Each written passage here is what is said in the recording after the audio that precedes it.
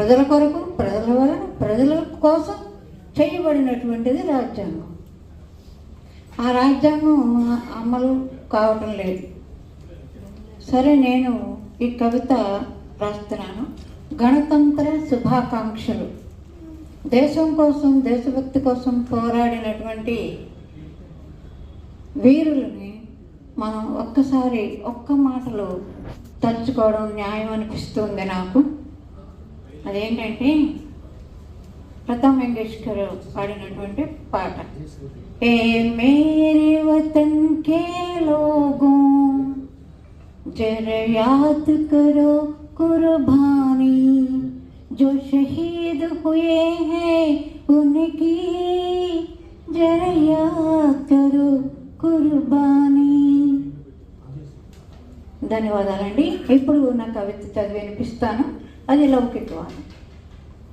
సింధు నది తీర వాసులము, సింధు నది తీర వాసులము, విదేశీయులు శ్రీ పలకలేకపోయే, శ్రీ బదులు హి అంటుండే, సింధు దేశీయులుగా అనబోయే, హిందూ దేశీయులనిరి.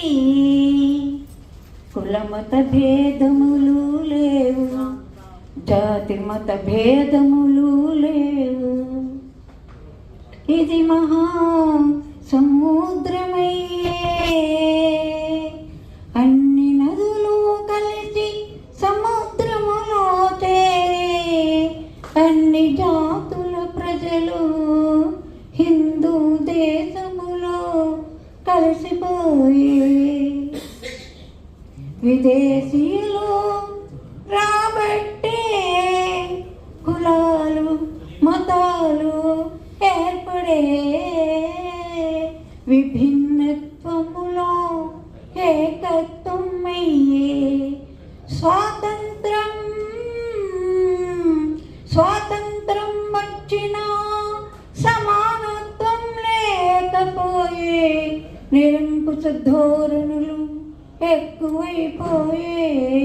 అవినీతి అత్యాచారాలు కులమత కుమ్ములాటలు ఎక్కువయ్యే.